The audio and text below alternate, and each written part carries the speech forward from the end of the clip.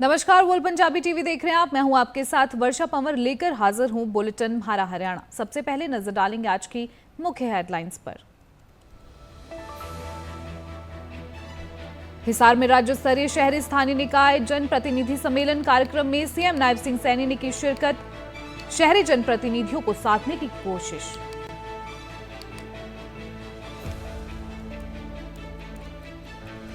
डॉक्टरों की हड़ताल पर बोले हरियाणा के पूर्व मंत्री अनिल विज। राहुल गांधी से मिले किसानों को लेकर भी दी अपनी प्रतिक्रिया। कहा, लोगों को रसगुल्ले बांटना इनका काम है।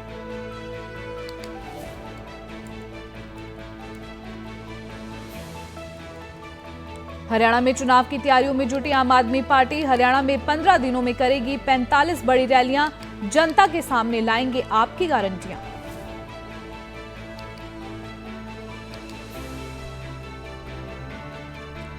राज्य मंत्री असीम गोयल ने मुख्यमंत्री समर सत्ता अंतरजातीय विवाह शगुन योजना के तहत 35 लाभार्थियों को प्रोत्साहन राशि की वितरित। लोगों की सुनी समस्याएं।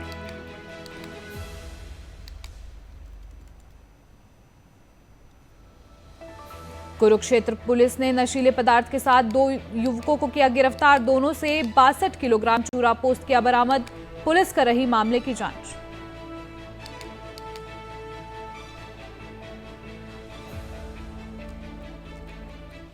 सुर्खियों के बाद अब खबरें विस्तार से।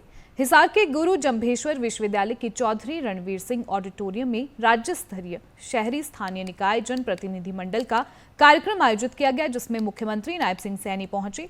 इस सम्मेलन में प्रदेश भर से करीब 2000 प्रतिनिधि पहुंचे। इस सम्मेलन में के माध्यम से प्रदेश सरकार ने शहरी जनप्रतिनिधियों को भी साधने की कोशिश की। आपको बता दें, हिसार में जो है ये कार्यक्रम का आयोजन किया गया था। राज्य स्तरीय शहरी स्थानीय निकाय जनप्रतिनिधि सम्मेलन का आयोजन किया गया था। कार्यक्रम में मुख्य तौर पर हरियाणा के सीएम नायब सिंह सैनी ने शिरकत की। इस दौरान शहरी जनप्रतिनिधियों को भी साधने की कोशिश की गई। बताया भी है कि हमारी कोशिश है कि उसमें सुधार किया जाए, उसके अंदर हम लगे हुए हैं और उसको लेकर के हम निरंतर काम भी कर रहे हैं, काम भी गति से कर रहे हैं। मैंने पूरे दिन का, जब से कोड ऑफ कंडक्ट हटा उसके बाद से मैंने लगातार हर रोज का मैंने क्या करना है क्या नहीं करना है पूरा एजेंडा तैयार किया। 100 दिन का 1.5 महीना शेष बचा है। उस बीच के अंदर मैंने आप लोगों को, चेयरमैनों को भी बुलाया, मैं लगातार बात करता रहा, आपसे पूछते भी रहे क्या क्या दिखते हैं, क्या क्या समस्याएं हैं। और हमारी सोच थी कि उसमें सुधार किया जाए, कोई दिक्कत समस्या न रहे। उसको लेकर के हम लगातार काम कर रहे हैं। होता है कई बार जब व्यक्ति काम कर रहा है, काम करते करते कुछ समय भी लगता है, कुछ पॉलिसी मैटर्स होते हैं और कुछ हमने और भी जो जानकारियां कलेक्ट करनी होती हैं, वो सारा का सारा उसमें समय लगता है। और भी कई कार्यक्रम होते हैं, कहीं कोई कार्यक्रम चल रहा है, कहीं कोई बैठक आ गई है।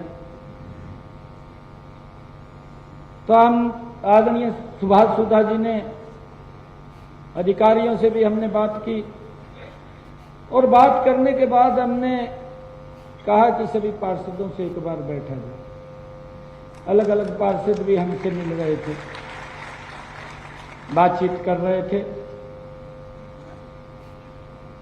कुछ समस्याएं थी, उन समस्याओं के बारे में भी लेकर के हम निरंतर बातचीत करते रहे।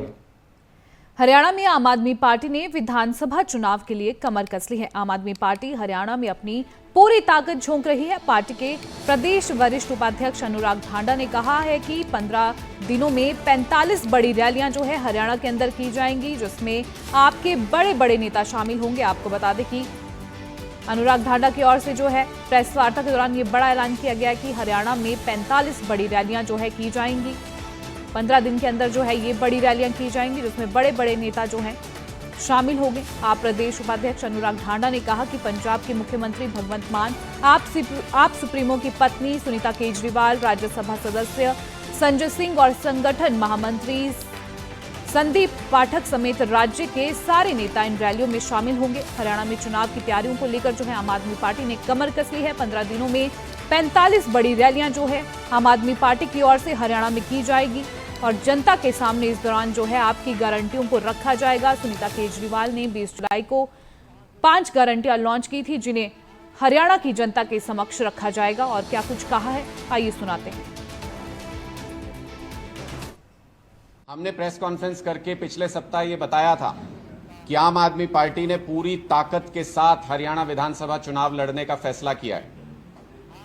अगले 15 दिनों में आम आदमी पार्टी हरियाणा के अंदर 45 बड़ी रैलियां करने जा रही है।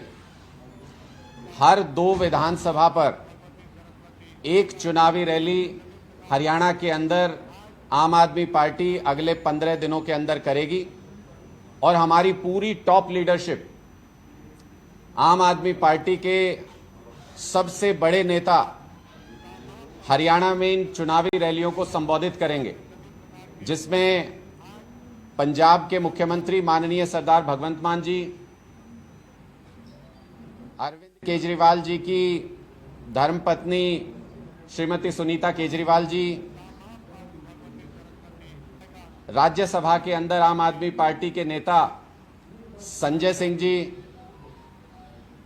राष्ट्रीय संगठन महामंत्री संदीप पाठक जी और स्टेट की पूरी लीडरशिप इस पूरे कैंपेन में शामिल होगी। मैं आपके सामने अगले 2 सप्ताह के अंदर जो शेड्यूल तैयार किया गया है रैलियों का, वो मैं आपके सामने पढ़ने जा रहा हूं। 26 तारीख यानी कल से इस अभियान की शुरुआत होने जा रही है और अभियान की शुरुआत बरवाला और डबवाली विधानसभा से कल की जाएगी। ये 2 रैलियां, एक बरवाला में और एक डबवाली में ये होने जा रही है और माननीय मुख्यमंत्री भगवंत मान जी इन रैलियों को संबोधित करेंगे। इसके बाद 27 तारीख को सुनीता केजरीवाल जी सढौरा विधानसभा में रैली को संबोधित करेंगी। हरियाणा के पूर्व स्वास्थ्य एवं गृह मंत्री अनिल विज ने हड़ताल पर गए डॉक्टर्स पर अपनी प्रतिक्रिया दी है। उन्होंने कहा कि सरकार के साथ उनकी बात चल रही है। वहीं किसानों का एक प्रतिनिधिमंडल नेता प्रतिपक्ष राहुल गांधी से भी मिला। इसको लेकर भी अनिल विज ने अपना पक्ष रखा है। क्या कुछ कहा है, आइए सुनाते हैं। नहीं, सरकार उनके साथ बात कर रही है और क्या है उनकी मांगे अब मुझे मालूम नहीं है। इसमें राहुल गांधी जी की झूठ बोलने की बड़ी पक्की आदत हो गई है। राहुल गांधी जी पहले ये बताएं, लगभग 55 साल खालस इनका राज रहा, तब इन्होंने एमएसपी क्यों नहीं की कंपल्सरी? केवल लोगों को रसगुल्ले बांट रहा, ये इनका काम है। लोग तो सारा देखते हैं ना, तो पहले क्यों नहीं किया आपने कि आप इसके हक में हैं या नहीं है? आपकी पार्टी इसके हक में अगर थी तो बहुत अच्छे टाइम थे, तब तो कर देते, करनी चाहिए थी। सब में तो उनको लड़ने के लिए कोई ना कोई मुद्दा रोज चाहिए होता है। वो कोई सकारात्मक विपक्ष की भूमिका अदा करने के लिए हाउस में नहीं गए हैं, वो तो सरकार के चलते कामों में बाधा पैदा करने के लिए। परिवहन, महिला एवं बाल विकास राज्य मंत्री असीम गोयल ने आज अपने आवास पर मुख्यमंत्री समरसत्ता अंतरजातीय विवाह शगुन योजना के तहत 35 लाभार्थियों को 1,25,000 रुपए प्रत्येक लाभार्थी की एफडी अनुदान राशि के रूप में वितरित करने का काम किया। इस दौरान उन्होंने आवास पर अंबाला शहर विधानसभा क्षेत्र से आए लोगों की समस्याओं को भी सुना। आपको बता दें, अंबाला में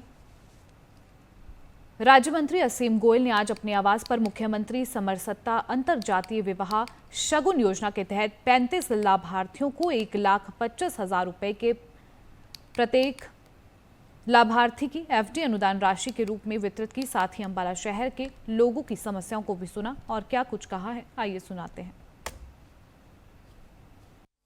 जो एक इंटरकास्ट मैरिज के नाते सरकार ने एक प्रोत्साहन राशि दी है, ऐसे लगभग 35 जोड़े यहाँ थे, उनको आज जो है वो सरकार की अनुदान राशि जो है देने का काम किया है। सरकार चाहती है कि भाई कास्ट क्रीड के आधार के ऊपर और जिस प्रकार से बच्चा मैच्योर हो जाता है कि अपने एक समझ के साथ वो अपने जीवन को जीने का जो फैसला लेते हैं। सर, ये मुख्यमंत्री सामाजिक समरसता अंतरजातीय विवाह शगुन योजना के तहत हमें 2.5 लाख का शगुन जो था वो सरकार की तरफ से मिला है, जिसमें 1,25,000 की जो राशि थी वो हमारे अकाउंट्स में आई थी, जो कि हमने नगद यूज किया है, और 1,25,000 की जो थी वो FD मिली थी, और जो FD आज हमें विधायक असीम गोयल जी की तरफ से आज हमें भी।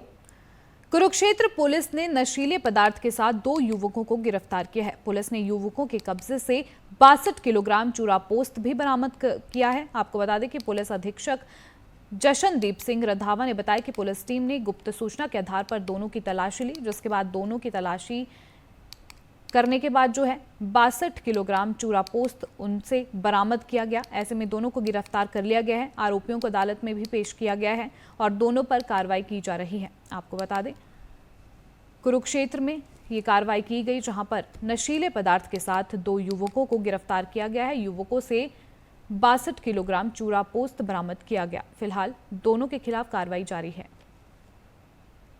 कुरुक्षेत्र पुलिस द्वारा जो एंटी ड्रग्स कैंपेन चलाया जा रहा है, तो इसी नशे के विरुद्ध अभियान के अंदर कुरुक्षेत्र पुलिस को 2 बड़ी सफलताएं हासिल हुई हैं पिछले 24 घंटे के अंदर। और इसमें जो पहली मेन रिकवरी है वो हमारी ANC की टीम द्वारा एक कमर्शियल क्वांटिटी की चूरा पोस्त की रिकवरी की गई है। इसमें हमारी ANC के जो इंचार्ज हैं इंस्पेक्टर सुरेंद्र, उनके पास एक सूचना प्राप्त हुई थी कि एक कैंटर के अंदर जिसका नंबर HP 12Q2027 है, वो मुंबई से पंजाब तक जाएगा कुरुक्षेत्र से होते हुए, और वो उसके अंदर नशे की एक बड़ी खेप अपने बाकी लोड के अंदर छिपा कर लेकर जाएगा, जिसके ऊपर कार्रवाई करते हुए हमारे जो ANC टीम थी उन्होंने एक नाका सेटअप किया और वहाँ पे विधि पूर्वक जब उस कैंटर की सर्च की तो उसमें से 8 कट्टों के अंदर 326 किलो और 560 ग्राम चूरा पोस्त बरामद किया। जो इसके ड्राइवर था उसकी पहचान देवराज वासी सोलन हिमाचल प्रदेश के रूप में हुई, और इसके खिलाफ हमारे द्वारा एक 213 number FIR section 15 NDPS act के अंदर पुलिस स्टेशन लाडवा के अंदर दर्ज किया गया। पानीपत के शहरी विधायक प्रमोद विज ने सरकारी अस्पताल का औचक निरीक्षण किया, जहां काफी सारी अनियमितताएं पाए जाने पर विधायक अस्पताल प्रशासन से खफा नजर आए। उन्होंने बताया कि शिकायत मिलने पर सरकारी अस्पताल में पहुंचे हैं। दिव्यांग लोग अपना काम कराने के लिए पिछले कई हफ्तों से लगातार अस्पताल का चक्कर लगा रहे हैं। विधायक ने कहा कि सिविल अस्पताल की व्यवस्था पूरी तरह से बिगड़ी हुई है, जिसको लेकर वह जल्द ही CMO और DC के साथ बैठक करेंगे। आपको बता दें कि पानीपत में जो है आज विधायक ने सरकारी अस्पताल का औचक निरीक्षण किया। इस दौरान कई अनियमितताएं पाई गई। ऐसे में CMO और DC के साथ जो है बैठक की जाएगी। अभी आए यहाँ पे और कंप्लेंट थी, यंग भाई आए थे कि कोई 4 हफ्ते से आ रहा है, कोई 8 हफ्ते से आ रहा है, और पूरे जिले से यहाँ आते हैं। इसी हॉस्पिटल में उन्होंने आना है, कोई 20 किलोमीटर से, कोई 30, 40, 45 किलोमीटर से आते हैं लोग, और यहाँ आके पता लगता है कि चक्कर में चक्कर। फाइल करनी हो एडमिट तो टाइम लगता है, कभी आते हैं तो डॉक्टर नहीं है। बड़ी अजीब सी स्थिति है। और यहाँ वाकई ये लोग ठीक कह रहे थे कि यहाँ पे व्यवस्था बिल्कुल बिगड़ी हुई है। मैं अभी CMO साहब का इंतजार कर रहा हूँ, अभी वो है नहीं, तो मुझे लगता है शाम तक वो आ जाएंगे। तो कल एक DC साहब के साथ अब मीटिंग करेंगे, जिसमें CMO सुप्रीडेंट पूरा स्टाफ जहाँ का आएगा। ये व्यवस्था इनको एकदम से ठीक करनी पड़ेगी। पहले ये लोग हफ्ते में 5 दिन करते थे, जो भाई लोग बाहर से आते हैं दिव्यांग भाई बहन, अब ये हफ्ते में 1 दिन करते हैं। ये डिसीजन किसने लिया, किससे पूछ के लिया, क्या क्वांटिटी कम हो गई थी जो इनको डिसीजन घटाना पड़ा? अगर यहाँ पे देखो तो मुझे तो बहुत बड़ी भीड़ लग रही है, और ये कोई भी ऐसा नहीं है जो 2 4 4 5 5 6 6 हफ्ते से नहीं आ रहा है। तो तुरंत प्रभाव से मैं मंत्री जी से अभी मैंने बात करने की कोशिश, एक मीटिंग में बैठे हैं कमल गुप्ता जी, डॉक्टर कमल गुप्ता जी, अभी उनका फोन आ जाएगा। केंद्रीय बजट को लेकर कुरुक्षेत्र के विभिन्न राजनीतिक दलों के नेताओं ने अपना पक्ष रखा है। जहां एक और भाजपा के नेताओं ने पेश किए बजट की खूब तारीफ की है, तो वहीं विपक्षी पार्टियों ने इस बजट को लेकर सरकार पर निशाना साधा है। क्या कुछ कहा है, आइए सुनाते हैं। कल का जो बजट आया, ये बहुत ही निराशाजनक बजट आया। देश का हर वर्ग इस बजट से बिल्कुल निराश हो गया, हताश हो गया, और वो इस बात को सोचने पे मजबूर हो गया कि अगर इस सरकार का पहला बजट ही ऐसा आया है जिसके अंदर कोई विजन नहीं है, सिवाय नरेंद्र मोदी और उनकी सरकार के पास टेलीविजन है जिस पे उन्होंने आज ये एक बिल्कुल निराशाजनक बजट दिया। पूरा देश इस बात के लिए निराश है, हताश है। देश का अन्नदाता किसान को ये कहा गया था कि तुम्हारी एमएसपी को 2 गुना कर देंगे, एमएसपी का वादा करेंगे। एमएसपी का कोई भी बातचीत कल के बजट में नहीं हुई। 2 करोड़ रोजगार देने वाली सरकार आज उन युवाओं को कहती है कि हम हर साल 20 लाख इंटर्नशिप देंगे। ये भद्दा मजाक है युवाओं के साथ। इंटर्नशिप नरेंद्र मोदी जी, आप और आपकी पूरी की पूरी कैबिनेट। सांसद मालविंदर कंग सदन को संबोधित करें, सीधा रुख करेंगे। रोटी भोजन ਉਹਦੇ ਵਿੱਚ ਪੰਜਾਬ ਵਰਗਾ ਅਹਿਮ ਸੂਬਾ ਜਿਹੜਾ 50% ਕੰਟਰੀਬਿਊਟ ਕਰਦਾ ਆ, ਪੂਰੇ ਭਾਸ਼ਣ 'ਚ ਉਸ ਸੂਬੇ ਦਾ ਜ਼ਿਕਰ ਨਹੀਂ ਹੈ। ਸਪੀਕਰ ਸਾਹਿਬ, ਇਹ ਬਹੁਤ ਮੰਦਭਾਗੀ ਗੱਲ ਹੈ। ਹੋਣਾ ਇਹ ਚਾਹੀਦਾ ਸੀ ਜਿਹੜੇ ਸਾਡੇ ਅੰਨਦਾਤਾ, ਜਿਹੜੇ ਸਾਡੇ ਕਿਸਾਨ, ਜਿਨ੍ਹਾਂ ਦੀ ਬੁਨਿਆਦ ਤੇ ਸਾਡਾ ਦੇਸ਼ ਖੜਾ ਹੈ, ਉਸ ਕਿਸਾਨਾਂ ਨੂੰ ਜਿਹੜੇ ਲੰਮੇ ਸਮੇਂ ਤੋਂ ਸੰਘਰਸ਼ ਕਰ ਰਹੇ ਮਿਨੀਮਮ ਸਪੋਰਟਸ ਪ੍ਰਾਈਜ਼ ਦੇਣਾ ਚਾਹੀਦਾ। ਸਪੀਕਰ ਸਾਹਿਬ, ਪੂਰੇ ਮੁਲਕ 'ਚ तमाम वर्गां नूं, सारे लोकां नूं, कोई भी मैन्युफैक्चरर है उन्होंने मिनिमम स्पोर्ट्स प्राइज मिलता है। अनफॉर्चुनेटली दुखदाई दी गल है कि किसान नूं मिनिमम स्पोर्ट्स प्राइज उसदी फसल ते नहीं मिलता। और मोदी साहब बतौर गुजरात मुख्यमंत्री जो ऑनरेबल चीफ मिनिस्टर सी गुजरात दे, उदों ऑनरेबल प्राइम मिनिस्टर मौजूदा प्रधानमंत्री जी इस गल की वकालत करते रहे कि किसानां नूं मिनिमम स्पोर्ट्स प्राइज की लीगल गारंटी ही नहीं, स्वामीनाथन कमीशन ਦੀਆਂ ਜਿਹੜੀਆਂ ਰਿਪੋਰਟਸ ਹੈ ਉਹਦੇ ਹਿਸਾਬ ਨਾਲ ਉਹਦਾ ਮੁੱਲ ਮਿਲਣਾ ਚਾਹੀਦਾ। ਲੇਕਿਨ ਪਿਛਲੇ 10 ਸਾਲ ਦੀ ਭਾਜਪਾ ਸਰਕਾਰ ਨੇ ਨੂੰ ਦੇਣ ਦਾ ਕਦੀ ਨਾਂ ਨਹੀਂ ਲਿਆ। ਦੂਜੀ ਗੱਲ ਸਪੀਕਰ ਸਾਹਿਬ, ਇਹਦੇ 'ਚ ਜ਼ਿਕਰ ਆਇਆ ਰੋਜ਼ਗਾਰ ਦਾ ਇਸ ਬਜਟ ਦੇ ਭਾਸ਼ਣ 'ਚ। ਪਹਿਲੀ ਗੱਲ ਤੇ ਇਹ ਆ ਵੀ ਪਿਛਲੇ 10 ਸਾਲਾਂ 'ਚ ਸਾਡੇ ਨੌਜਵਾਨਾਂ ਨੂੰ ਜਿਸ ਹੱਦ ਤੱਕ ਬੇਰੋਜ਼ਗਾਰ ਕੀਤਾ, ਅੱਜ ਦੇਸ਼ ਦੇ ਇਤਿਹਾਸ ਸਭ ਤੋਂ ਹਾਈਐਸਟ ਲੈਵਲ ਤੇ ਬੇਰੋਜ਼ਗਾਰੀ ਆ। अग्निवीर के नां ते स्पीकर साहब नौजवानों को बेरोजगार ही नहीं बनाया जा रहा, ऑर्गेनाइज क्राइम च धक्या जा रहा। मैं एक एग्जाम्पल देना चाहना, सारे हाउस के सत्कारयोग मैंबर साहबान बैठे आ, ऑनरेबल मिनिस्टर साहबान बैठे आ। पिछले कल स्पीकर साहब मेरे लोक सभा क्षेत्र जिहड़ा उहदे च डिस्ट्रिक्ट मोहाली इत्थे अग्निवीर जिन्हें 2 साल की सर्विस की सी, चोरी करदा फड़िया गया। स्पीकर साहब, चोरी करदा, और जो उन्हें बयान दिता तो उन्हें कहा भी साडा कोई भविख नहीं है, देश की सेना साडा कोई फ्यूचर ही नहीं है, असी करिए कि इस तरीके नाल साडे नौजवानों नूं सर बेरोजगार किया जा रहा। और हालात है कि हरियाणे चोण वाले टाइम च इलैक्शन और बीजेपी की सरकार है, अग्निवीर स्कीम तो घबरा के हरियाणा सरकार ने फौजियों वास्ते, अग्निवीरों वास्ते स्पेशल पैकेज भी पिछले दिनों च हरियाणा के ऑनरेबल मुख्यमंत्री अनाउंस किया है, क्योंकि वह भी अग्निवीर स्कीम तो सहमत नहीं है। मेरी भारत सरकार को गुजारिश है कि अग्निवीर जी स्कीम है जल्दी जी है विड्रॉ की जाए। तीसरी गल, मानयोग स्पीकर साहब, इत्थे जिक्र होया इस बजट च कोलकाता तो अमृतसर कॉरीडोर बनना चाहिए, सानू कोई एतराज नहीं। मेरी बेनती है, जे मुंबई तो कराची व्यापार हो सकता है तो लाहौर तो पाकिस्तान व्यापार क्यों नहीं होना चाहिए। इस करके भारत सरकार को बाघा बॉर्डर खोलना चाहिए, जिहदे नाल पंजाब ही नहीं पूरे north India, Himachal, Haryana, UP, Rajasthan की भी तरक्की हो सकती है। इस करके बाघा बॉर्डर जिहड़ा आ भारत सरकार को खोलना चाहिए। इस तरीके नाल बड़ा पंजाब नाल वितकरा होया। स्पीकर साहब, ਆਂਧਰਾ ਪ੍ਰਦੇਸ਼ ਨੂੰ ਜ਼ਿਕਰ ਹੋਇਆ 15000 ਕਰੋੜ ਦਾ ਪੈਕੇਜ ਦੇਣ ਦਾ। ਸਪੀਕਰ ਸਾਹਿਬ ਥੋੜੇ ਦੋ ਪੁਆਇੰਟ ਹੈ ਮੇਰੀ ਬੇਨਤੀ ਆ, ਮੇਰਾ ਪਹਿਲਾ ਭਾਸ਼ਣ ਹੈ।